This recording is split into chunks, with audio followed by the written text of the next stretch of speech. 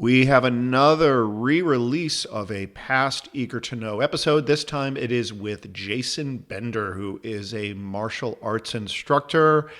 Excellent job, Jason. He did such a nice job describing his journey, his story, and we touch on some topics that are really interesting. We talk about doing something that you're not good at initially and getting better at it. We talk about the opportunity that someone has when they are out of shape and they are starting on a fitness journey. Like, there's a little bit of a benefit that they have. So that is an interesting thing that we talk about.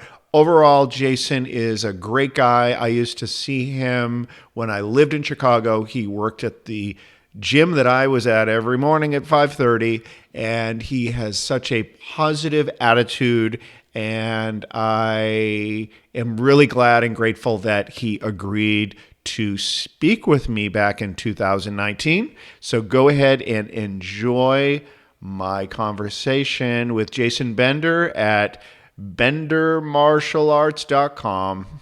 Jason Bender is a martial arts guy and a fitness trainer at my gym. I would see him all the time, working out with clients in the martial arts studio at the gym and on social media. I always liked what I saw, his energy and his spirit. Even though we had never met, I asked him to be a guest on Eager to Know. I am so glad we hung out and talked. I think he is awesome, and I'm happy to share my conversation with martial artist Jason Bender. Jason, tell me about what you're doing currently as it relates to personal training and martial arts. I teach at Cheetah Gym here in Andersonville, and I teach a few fitness classes. Mondays and Fridays, I concentrate on strength training. Sundays is kind of an overall athleticism class where do a little bit of everything, just try to make people sweat a lot and move a lot. And then I have 2 Muay Thai kickboxing classes, and we'll talk about the differences in martial arts here in a minute. Muay Thai kickboxing a couple days a week, and then 7 classes a week, and growing is the jiu-jitsu classes.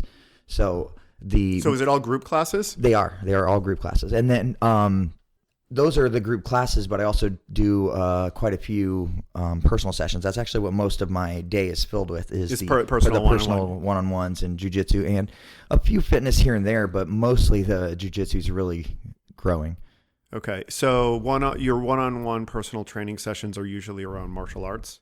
Or Lately they have been. Okay. Yeah, I used to start, most of my business, even 2 or 3 years ago, was mostly fitness, and I had 1 or 2 jiu-jitsu students. Now it's completely flip-flopped, and I have maybe 2 or 3 people that only want to lift weights, and the rest are martial arts. So I've converted them over.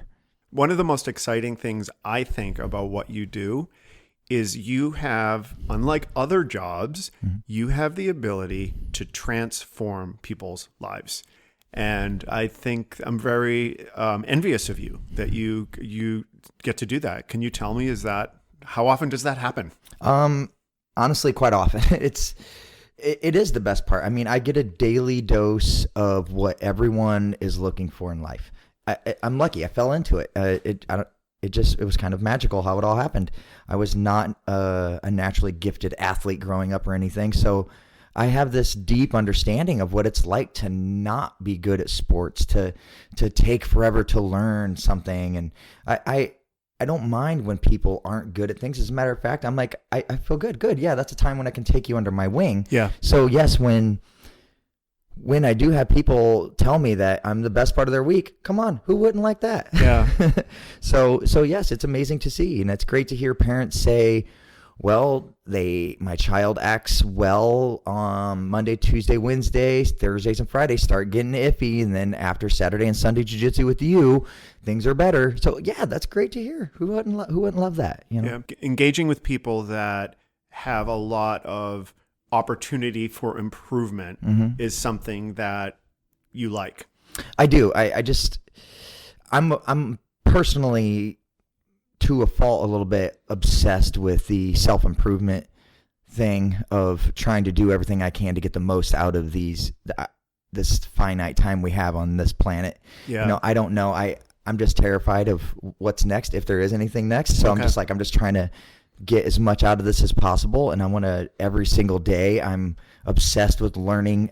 I don't sleep well at night when I haven't tried to learn something about my career, let it be fitness or martial arts. I don't feel good unless I have taken, and I'm talking minimum 5-10 minutes to study something. If I feel like if I got something good out of 5 minutes, I feel better than if I studied for an hour and feel like I didn't get much, which is pretty rare. But so I really like to help people do that. Again, that can be to a fault too, because some people are like, don't tell me what to do. I just want to come to your class and get a good workout. And I try to, it's hard to walk that line, who wants to be overly coached? So,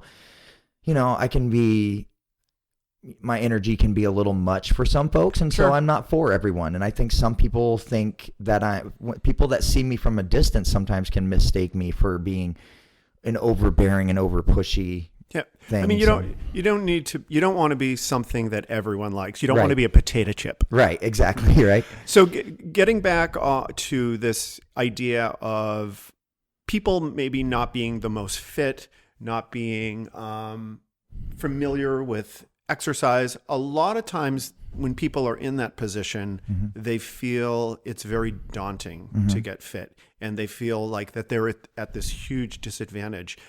And I'll never forget, I don't know if I ever told the story on the podcast, but years ago when I was in my 20s, I was a sales rep for a chemical company. And one of my distributors, it was this woman, I won't say her name, but she was a Southern gal, and she smoked and she drank bourbon, and she was overweight. And she was I was in my 20s, and she probably was in her late 30s, and she was single. And she was a lot of fun and really nice. And I remember us having dinner and her talking about how she wanted to, and at the time I was super fit. I was really into I would go out to client dinners and get low fat this and that, and they all thought I was annoying. But I remember her telling me at dinner that she wanted to get fit and wanted to quit smoking and quit drinking and all of this.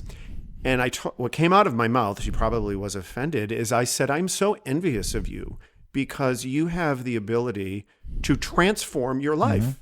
Like you can, if you focus on stop drinking or whatever your vices are and eat healthy and lose weight, people are going to be like, oh my God, that is amazing. Right. And at the time I was pretty fit. So there's nothing that I could have done that would have got that reaction out of people. It's true. So I guess I thought that is an example of this idea of maybe not being engaged with health and fitness is kind of an advantage, because you have a lot in front of you to improve on. My favorite, when people step onto the mats or they're afraid to step on the mats, they're like, well, I wouldn't be good at that. And I'm like, well, of course you're not going to. Everybody that doesn't know jiu-jitsu is terrible at it.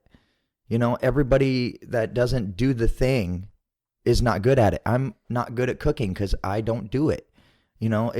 I could be good at it. I'm competent enough to where I'm sure I can butcher up a recipe a little bit, but make it edible. Sure. And if I practice more, then I would get better at it. That's the way learning works.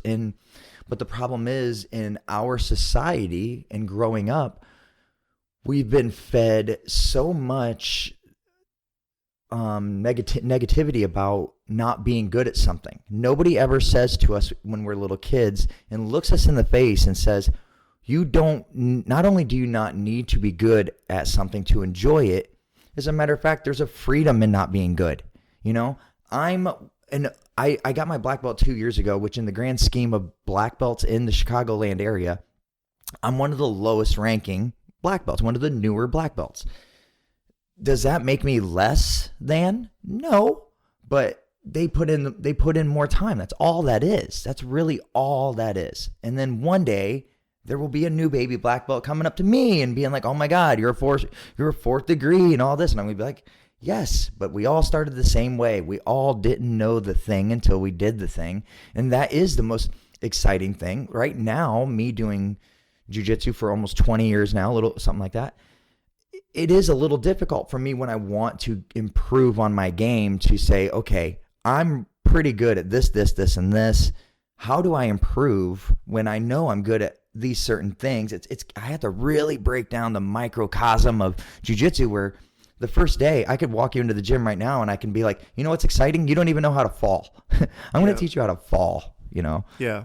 So It's great to be not good at something. Have fun with it. You mentioned something about children not being taught about not being good at things and being comfortable in that. I don't necessarily know if I can relate to that. I feel like I did sports. I was a gymnast. And so that is something, I think sports is a good example, obviously, of, where there is a growth period. Absolutely. I mean, there is no shortcut. Like any sport that you start, you're going to start not being able to do it, and you just have to work hard. There are no shortcuts. So I think that, sports are the same way, but I think sometimes people, especially adults, they're not used to starting things new that they're not good at. Yeah, it's frightening. So it's very frightening. And this is a topic that comes up all the time. A lot of the conversations that I have on this podcast relate to visual arts and music and things like that. And so I talk a lot of art. It's honestly, this podcast, it ends up being the same conversation. Right. Whether I'm talking to a martial artist or whether I'm talking to a professional mind reader or a visual artist. Yeah. Ultimately, I'm realizing everything is the same. Yeah. There are these principles about being a human on Earth in 2020 in the United States that are kind of universal, which is amazing. When I teach the little kids, I tell them, I'm like, look, life isn't as hard as people make it out to be. You're going to grow up and people are going to give you all this advice and you're going to make bad decisions and that's okay and all this. And I tell them, like, the two biggest things you got to worry about in life. I'm like, work as hard as possible at anything you're doing. And I extrapolate on that. I'm like, look, if you're at a job you don't like right now, then either do something while you're working that job you don't like. But when you're working that job you don't like, be the best at that job you don't like. Be the best broom pusher you can be. While you're not being a broom pusher, go do your singing, dancing, go do whatever it is that you want to do that fulfills you, and go to school, whatever it is, to get out of that position that you want to be in. And while you're doing all that hard work, be nice. Be as nice as possible to not everyone else, not just everyone else, but to yourself also. And part of that being nice to yourself is allowing yourself to fail, allowing yourself to have a bad day, allowing yourself to have a garbage workout. People will say to me when I've had people go, well, I didn't go work out because I knew it was going to be a bad workout that day. I wasn't in the right mind frame. I know me. I know my headspace. And I'm like, maybe, but probably not. I'm going to tell you right now, I've never... You never know till you get there. Almost 100% of the time in 20 years and I'm kind of riddled with injuries now. So like workouts are hard and it's almost a daily in tears thing where like I want to do more. I would love to be a world champion one day, but I have so many injuries going on that just at the end of the day, in the beginning of the morning, I'm a wreck. Like I'm walking around like I'm 100 years old. And one of the quotes that you have on your bio on your website is hard work and positive attitude can make you advance beyond your expectations. So obviously we've talked about hard work. Let's talk about positive mental attitude. I am a firm believer that your mind is the start of everything. It's everything. How you view yourself, how you view the world, and how you view yourself in relationship to the world. And that obviously relates to positive attitude. So tell me about that and how you incorporate that into because when you're training people, you're talking to them. You're not just barking orders about reps. You're having other conversations. So tell me about that.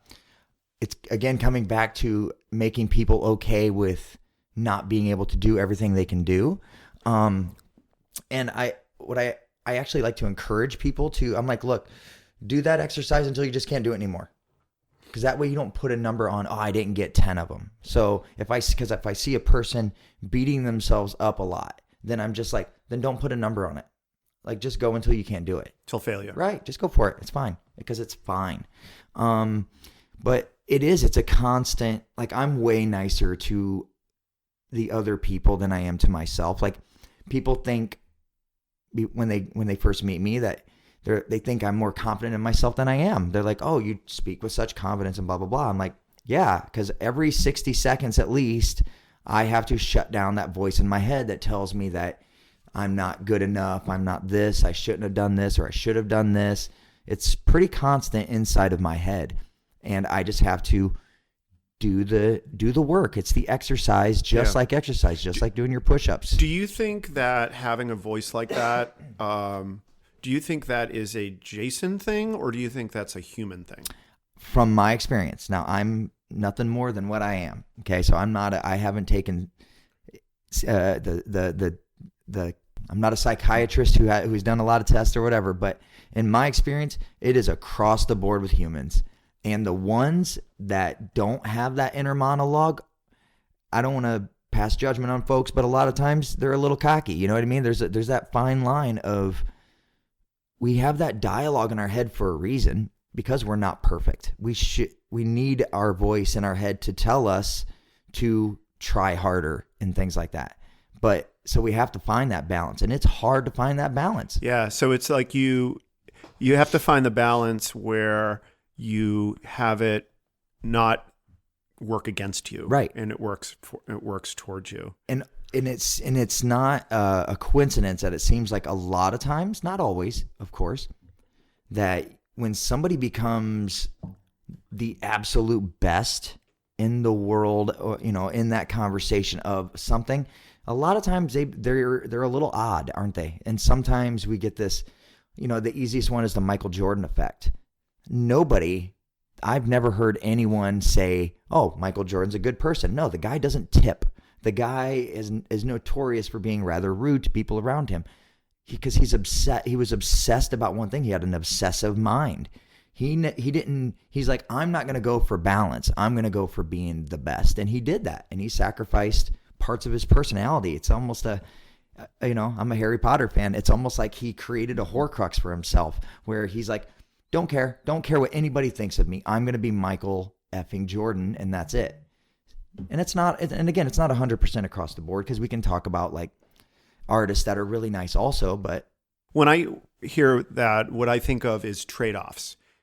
It's kind of like you can't do everything. You can't be everything. No, it's so tough. If you're going to focus on this, then that doesn't get your attention. Absolutely. And you have to be okay with that. You cannot be a potato chip where you are, everyone likes you. Right. That can't be your focus. If you're going to be successful in whatever it is, you are always going to be if you're giving 100% to something, you're going to be reducing your attention to others. I never heard that about Michael Jordan, but that makes complete sense to me, that someone who is obsessed with this, successful wouldn't, so what if he's not nice to people? Yeah, he didn't care. He didn't care. Yeah. So that makes sense. A coach that, he's a black belt on our team, and he has a personal training place of his own here in the city.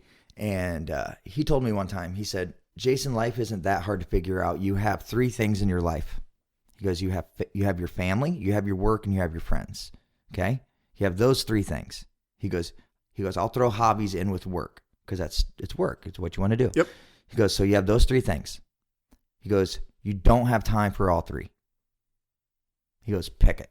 And he goes, and if you do, you just have to schedule it in a way to accept that you're not going to do these things until now, right? So example, the easiest one is friends. He goes, Jason, have friends, but let's be honest here. How often do you need a friend to hang at what age do you still have your friend come over every day and hang out with you? You know what I mean? Yep. He goes, we're adults now. There's a reason we don't see each other.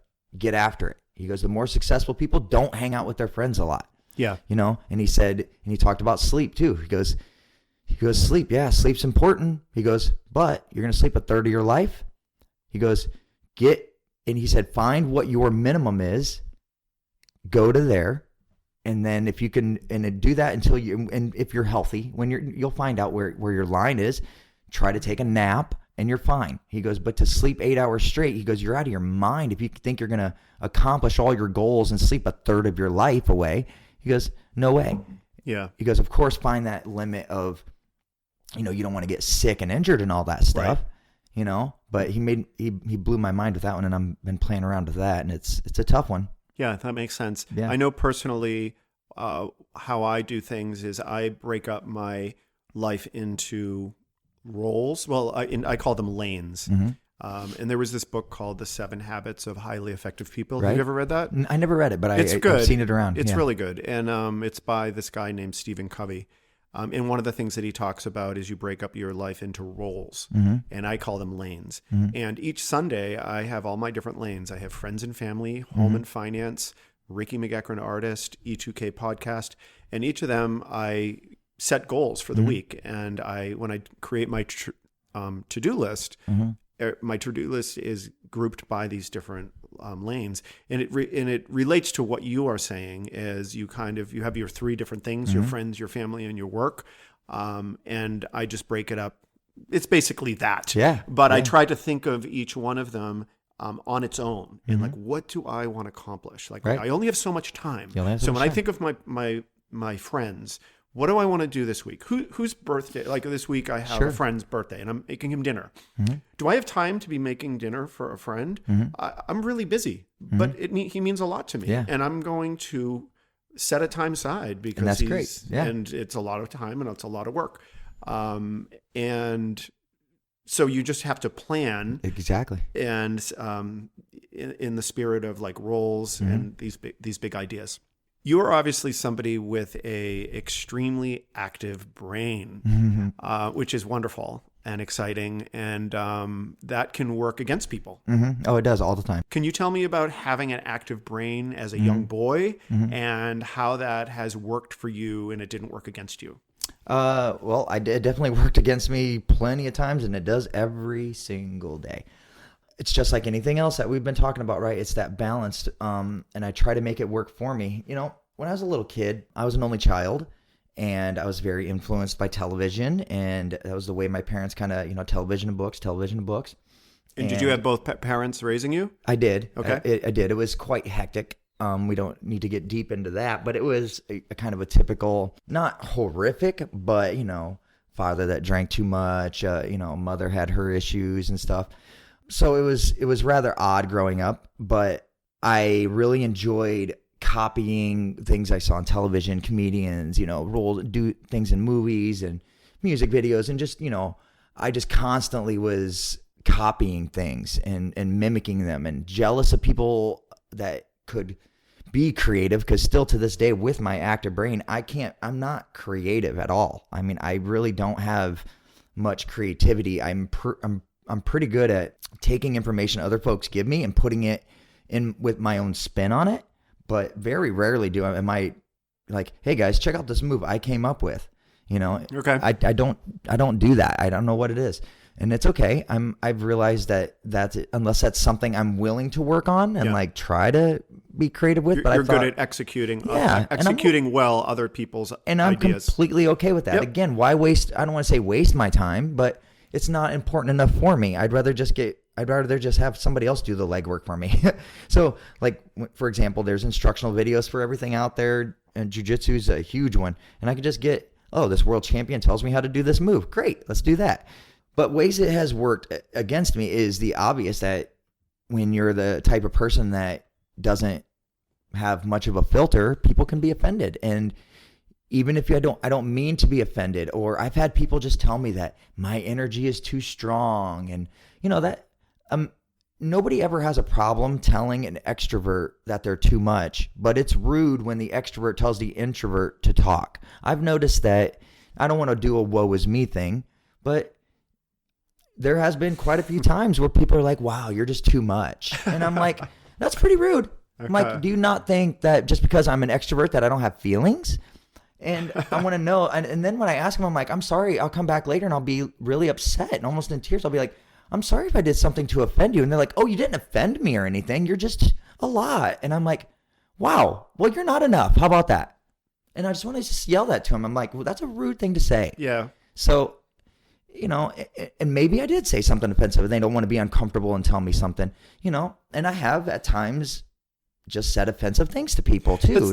That's very interesting that you said that about people not saying things to introverts, but saying it to extroverts. Yeah. I never really thought of it that way. It reminds me of a time that when I was in a work situation and I had lost weight because I was working out really hard and I was really fit, and I thought I looked great. And I remember there was this woman who was really, really big, and she was my client, and she said something in a meeting about, Ricky, you're looking too skinny. Oh, yeah. Like in a disgusted way in the middle of like a conference room. And I thought that was shocking that I wasn't offended, but who knows? What if I was struggling or whatever? I thought that was so odd that that was a reasonable thing to say, whereas I would never say, Right. not the Susie, that's not her name. Wow, you're looking really big. Yeah. Yeah. But isn't that interesting? It is. It's okay, I guess. People don't know, and I have, again, like I was just saying, is I like to make people laugh as much as possible, and jokes are like pitches in baseball. Sometimes you whiff, and sometimes you accidentally hit the batter, and then you feel bad. You offend somebody or you hurt their feelings, which doesn't happen a ton. I try really hard to know my audience. But when that does happen, boy, is it one of the worst feelings in the world. And I can pretty much name them off. That's how much they have stuck with me, which is good. Yeah. Because you should be pointed out when your behavior does hurt someone's feelings, and you could have just not said something. Sure. So when you were a kid and you had this active brain, did at some point physical activity, sports, or what have you, assist with you redirecting energy into a positive way? I was in middle school, and a martial artist moved to town. I had been obsessed with martial arts since I was a little kid. My hometown for a while didn't even have a library. We had a bookmobile. So how would you even know about martial arts as a little kid? Oh, my kung fu theater with my dad on the couch on Saturday mornings. That's like, okay. okay. It was the And best. did you live in a small town? Yeah, very place? small, very small. Oh, small 3 town. stoplights, yeah. And like I said, not even a library. The bookmobile would come to town, and I'd get martial arts books. Yeah, it was great. I always heard about the bookmobile, but I lived in a I big... can still smell it. I lived in a big suburb of Boston, and so we had a library. Right. So I always wanted to go to the bookmobile. I had heard about it. And it was great because you could request books, and they would bring it back to you like, these are for you. Like, oh, it's so exciting. So when this martial artist moved to, or just opened a place where we were living at the time, and I signed up there, boy, did my mom see a difference in me. She was like, wow, he's so calm, and and all this. So yeah, that was the start of it. And what were you doing for martial arts? And not that I'm not that familiar with the landscape of martial arts. It was basically a derivative of Taekwondo, which is very pretty kicky kind of. So was it kicky art. one-on-one type thing? Yeah. So were you were physically engaging with another kid or an adult?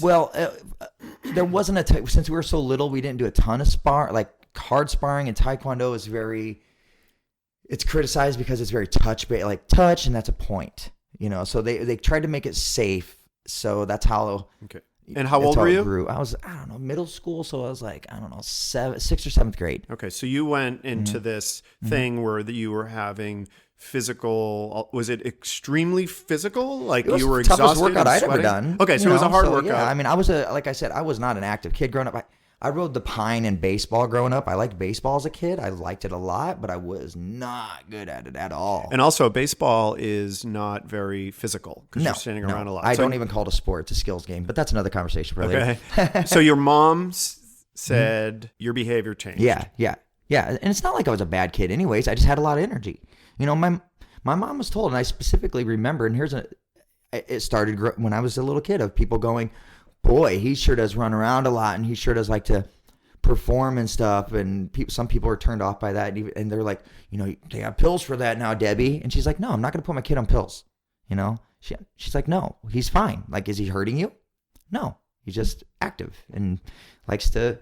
I enjoyed being the center of attention. I was like, hey, Robin Williams did this. Look at this, But yeah, then I didn't get to, the martial artist moved out of town, and then I went several years again without any physical activity at all, avoiding all physical activity at all. My dad would have to drag me to go fishing, and I was like, ugh, can I just stay in my room?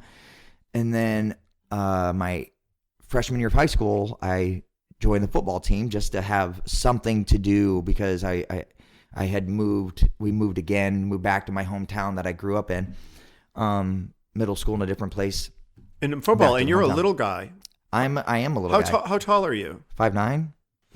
My hometown was so small. I graduated with like 55 people, right? So to get on the football team, they said you just have to weigh 135 pounds for safety purposes. I stepped on the scale, and the coach was like, "You don't weigh 135 pounds." I just looked at him. I'm like, I just go, "Come on, I'm 14 years old. I'm going to grow. I'll be 135 by the end of the year." And he's like, "Get out!" And he just stuck his thumb out and wrote down 135, and I probably weighed 125.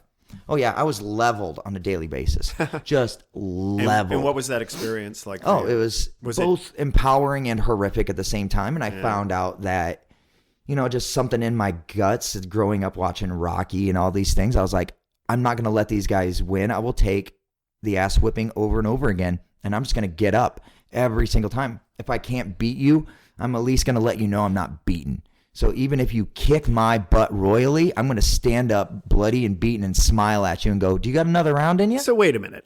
How old were you when you were thinking that? 14? Freshman year of high school. Where does that mindset come from? Rocky. Do you think? Okay, so you think? And I'm not joking. Yeah, like I grew up watching things like that, and I was like, "Oh, this is awesome." Sylvester Stallone is the man, and Schwarzenegger, and all these, Hulk Hogan. I mean, it definitely had an influence on me. Yeah, Rocky is such a great movie. Oh, it's phenomenal. And the first one is great. And the first one is amazing. The first one's amazing. For people that are listening that have not seen that movie, I saw like Rocky 2 and 3 and all those first, and so I'm like, ugh, because they were cheesy. The 2, right, they were 3, cheesy. 4 cheesy. I wish they never made the sequels, right? Because the first movie is amazing, and it's like this low budget, beautiful story. I know he wrote it. And you know who was supposed to be Rocky?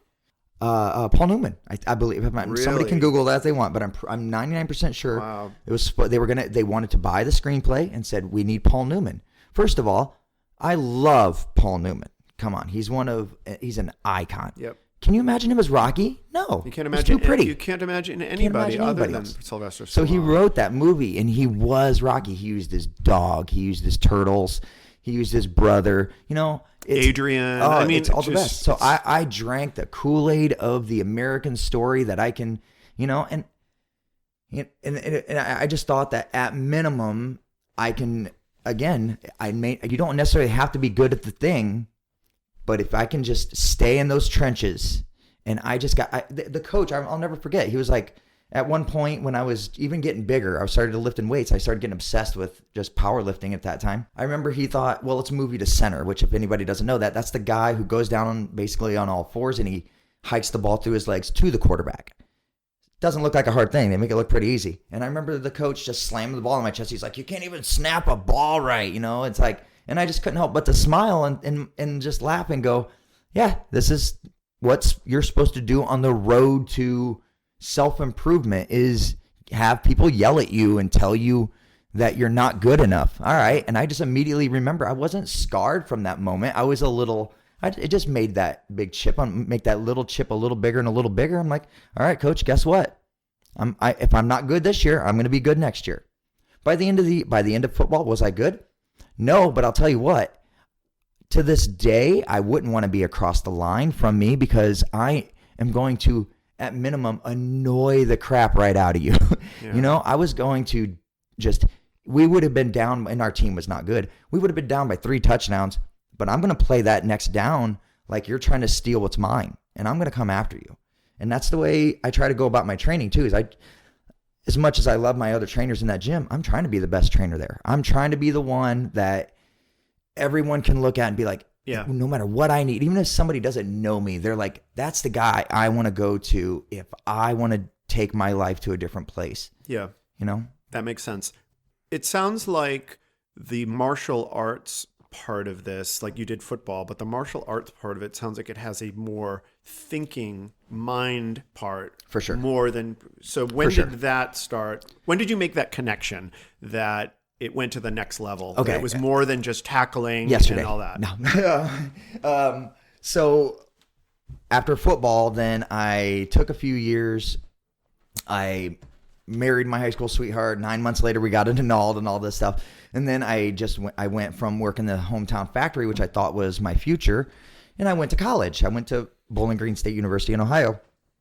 And there, some history was made, not at Bowling Green State University, but history was being made at the same time, where the Ultimate Fighting Championship was coming out.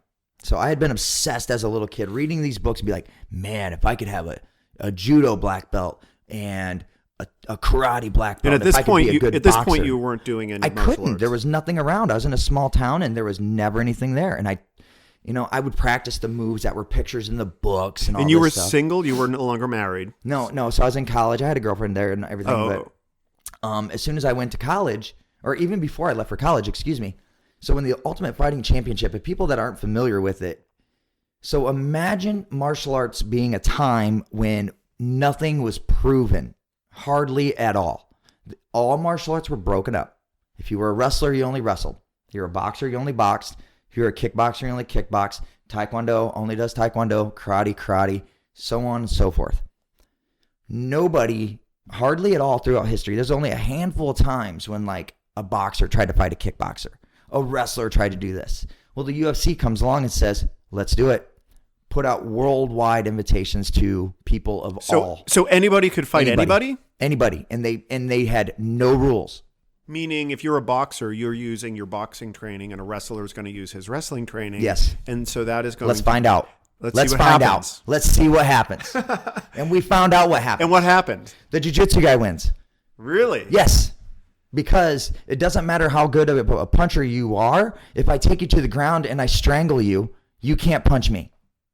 All I have to do ever in life in self-defense, one-on-one, no weapons. Here's the caveat. One-on-one, no weapons, is get you in a position where I can wedge my bones around you and bend something that's not supposed to bend a certain way, pick a joint, or at best, for me, worse for you, is wrap my arms or legs around you and make it so the blood doesn't go to your brain and you pass out. It's not a damn thing you can do about it, no matter how big and bad you are. And jiu-jitsu gets to that point. This is jiu-jitsu. That's what the goal of jiu-jitsu is. I want to drag you to the ground somehow, some way, however that. Pick your takedown. This is the beauty of jiu-jitsu. Jiu-jitsu is kind of a broad topic for grappling. So we have wrestlers come in to get done wrestling in high school, and they go into jiu-jitsu. Now they have great takedowns. Awesome, good. Those guys are great to deal with because they're already good at one part of it. Yeah. But yes, once I have that element of being able to work around your body, it's like and game put over. the wedges in place and wrap my arms around your neck, you can be, I tell people, and I know it sounds cocky, and I don't care if he hears this. No, I'm just kidding. Floyd Mayweather, he's arguably the greatest boxer that's ever walked the planet. I feel pretty good that if it came down to me and Floyd Mayweather in a fairly small ring, and I can do whatever I want, and he can do whatever he wants, he's not going to knock me out by before I drag him to the ground and strangle him. Right.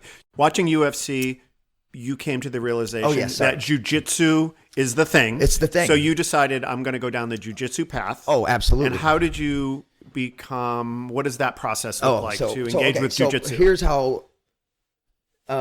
here's how this active brain thing can work against you or for you. It depends on how you want to look at the situation. There was a karate instructor the next town over, and he was like, hey, Jason, he knew of me. I had trained at his place a few times. Wasn't a big fan of his, so I didn't go there for training. Didn't agree with his training style and his attitude.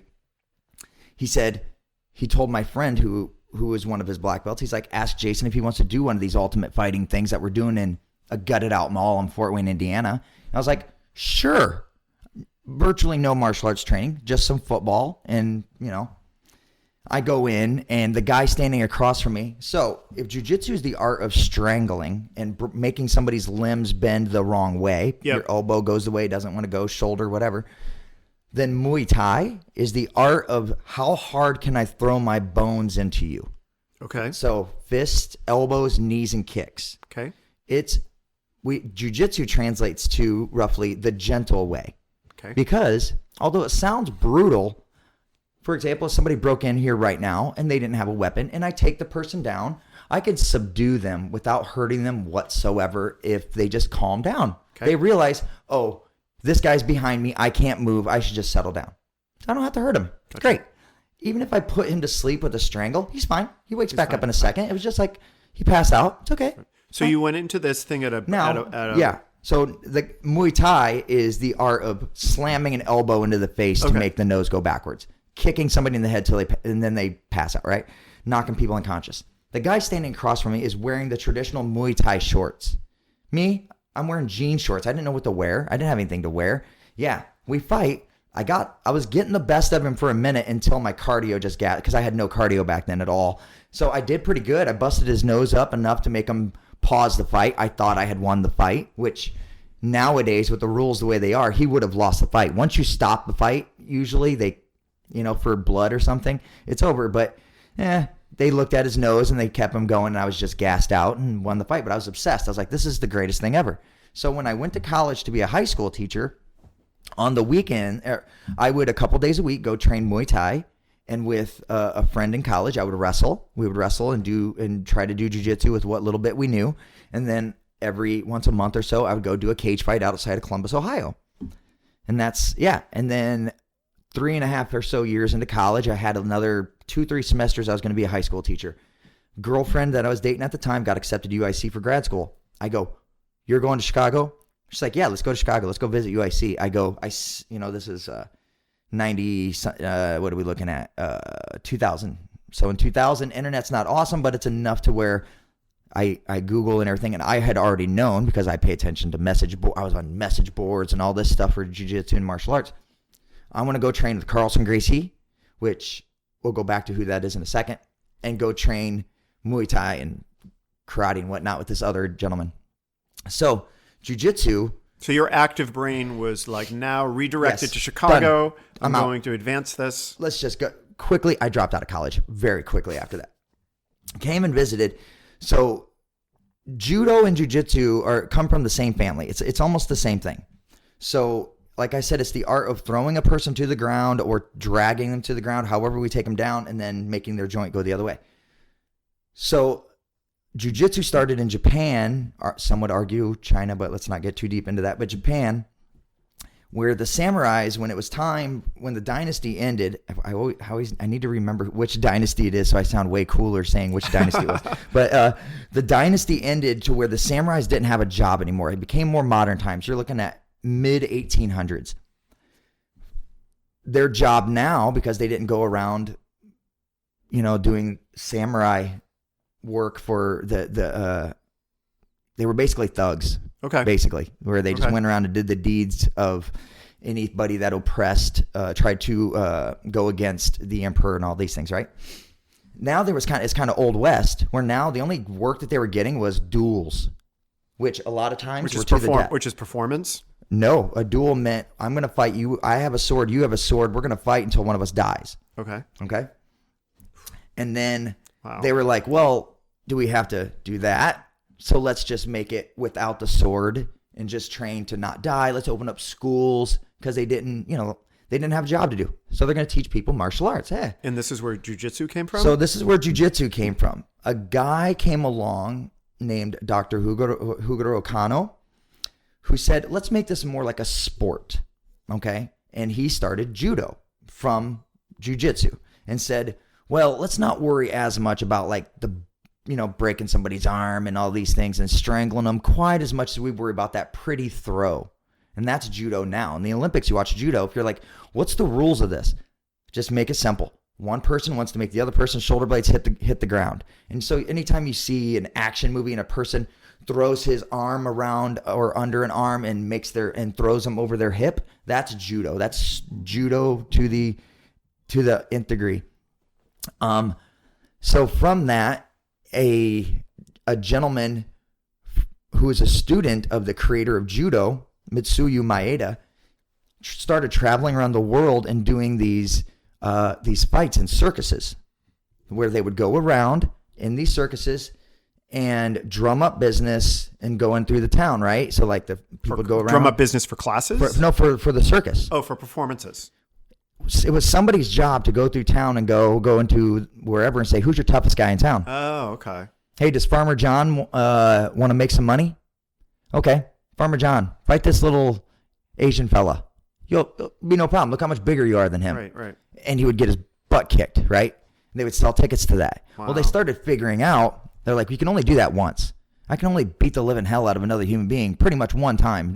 After a UFC, these athletes are, you don't understand, they're done for probably 2-3 weeks for a while sometimes. They're so beat up. So they said, okay, let's do a thing where the first night, whoever wins will win the rest of the performances. And that's where pro wrestling came from. That is now where the WWFE, whatever you want to call it, that's where pro wrestling birthed. Okay. That gentleman, Mitsuya Maeda, ended up in Brazil at one time. A person he ran into was by the last name of Gracie. He said, hey, we need some immigrants here. So if you can bring some Japanese folks over and help us build Brazil up, then I will give you a prestigious job and all these things. Oh, by the way, I want you to teach my kids how to beat the hell out of people. That is where the Gracie family came from, who is by far, there's no argument, the most important martial arts family of all time. Okay, I'm not aware of this. The Gracie family, it's in Brazil? In Brazil. And where in Brazil? Rio. Yep. So beaches of, right on the beaches of Rio. So this is Brazilian Jiu-Jitsu. Then they changed it to Brazilian Jiu-Jitsu because they said, oh, throws are great, but what happens when you take away that rule of the fight's over if my shoulder blades touch? Why don't we say this ends when you're unconscious? So they did these big fights in stadiums in Brazil, soccer stadiums, where they would try to bring in boxers. They would bring in, there's another martial art in Brazil called luta livre, which just translates to free fighting. There's a history behind that I don't know quite as well. They would bring over judo fighters, which sometimes they lost those fights. There's a move we have now called in Japanese called udegarame, for example. It's a shoulder lock. We call it the kimura because a Japanese judoka came over and fought my instructor's great uncle. And the great uncle said, well, I'm in Brazil. I'm in front of my crowd. I'm not going to say I quit. The arm breaks. We now forever call that move the kimura, named after the man who did that move, that kind of thing. So that Gracie family started the UFC, and that's what they did. They started it, and they said, we're going to put in a family member of ours. Which family member do we pick? They could have picked so-and-so, so-and-so. There was a huge family. The couple of the patriarchs of the family had 7 or 8 kids, and then so on and so forth, right? And some fighters were getting a little too old in the family and all these things. They're like, well, we could use Hickson or we can use Hoist. Those are the guys in their prime time. Hickson was built like a Greek god. Still is at the age of 60-something. The guy is ripped. Hoist looks like an accountant. And they put him and they had him wear the gi. They're like, oh, you wear the gi, wear the uniform. Yep. So guys would come in with no uniform into the UFC, right? It's looping back around. And Hoist ended up winning the whole thing. He could have lost it for the family there. This is the accountant? Yeah. Yeah. And he beats these guys that look like Greek gods, beats a boxer, wins this whole tournament where they all, by the way, it's all in one night. You know how I said now UFC fighters, when they fight once, they get like, they can't fight again for another 6 months, and they even will take a week or 2 off. This one, fighting multiple fighters in the same night. So let's come back to you, and you obviously got your brain activated about jiu-jitsu. Yes. And tell me a little bit about that path. Yeah, so that's where two of the Gracies actually, father-son team were here in Chicago. That's when I just dropped out of college. I'm like, I came here once, trained with them, and that's where I was sold. I dropped out, came here, trained jiu-jitsu, found out I could become a personal trainer, and became a personal trainer just so I could pay enough bills to train jiu-jitsu. And that's where I'm at now. And now I've done it enough to where now I have students taking with me, and people are having so much fun with it. It's great. Nice. So are you currently training in jiu-jitsu yourself? Yes. I train jiu-jitsu, judo, wrestling. Meaning you're being trained. Yes. Like you're taking. Oh yes. Absolutely. All of those different things. Oh yes. Again, jiu-jitsu is a vague term that we use you can choose your path in jiu-jitsu on what you want to be good at. I want to be good at a little bit of everything in it. So some people say, I'm not going to be a good wrestler. I'm going to learn the bare minimum amount. Not me. I love this stuff so much that I want to be good at a little bit of everything. And I want to get that coveted double black belt I want to get my judo black belt. I already have the jiu-jitsu one. I want the judo one too. So I want to be judo black belt, jiu-jitsu black belt, competent in wrestling, 20-some years of Muay Thai. Because when people talk martial arts, again, because of the UFC, the mystery isn't as mysterious now. I can't go into a school and go. Whereas I used to be able to go into a school and go, how do I know this stuff works in the street? He's like, just trust me. Right. I did this and the guy's heart exploded. It's all proven. We know now. We know now that if you want to be an effective martial artist, you should train Muay Thai, boxing, wrestling, judo, and Brazilian Jiu-Jitsu. I mean, you can sprinkle in some other things in there, but so I'm choosing to dive deep into those. Can you give people that are listening to this a couple of pieces of advice for them to just advice in general? What would you tell people that are listening based on our conversation that we had? Well, first of all, try jiu-jitsu. It'll enlighten everything else in your life. Jiu-jitsu is it's a personal development hack for life. I'm going to have to take your class. It's amazing. It sounds scary, but it is. Okay. What Joseph Campbell say? If anybody's familiar with Joseph Campbell, he taught myth and mythology, and he always talked about brought the hero story back. The hero story always has to be going on an insane journey, right? You got to defeat the giant 3-headed monster. You have to fight Medusa. You have to go on these long journeys. It's never, I woke up and did the same thing every day. I safely went home and I safely tucked into bed. That's not a hero's journey. I'm sorry. And now that we live in a day and age where I could not leave the house for a week because everything could be delivered to me, we better find a way to act like we have to go get our food with a knife between our teeth that we had to make from the bone of another animal that we had to get on our own. And jiu-jitsu is a way to do that. Because right now, what are you afraid of? Right? Yeah. And where are you challenging yourself? Don't get me wrong. Lifting weights is fine. I teach it because it makes me stronger for jiu-jitsu. And people take it.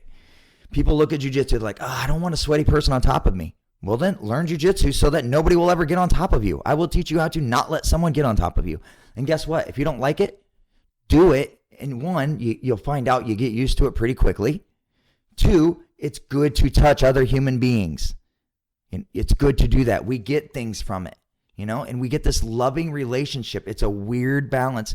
I can't express in words that will make people believe me that when I say, when you do jiu-jitsu, and you're hugging your friend in tight and you're like, is this choke on tight enough?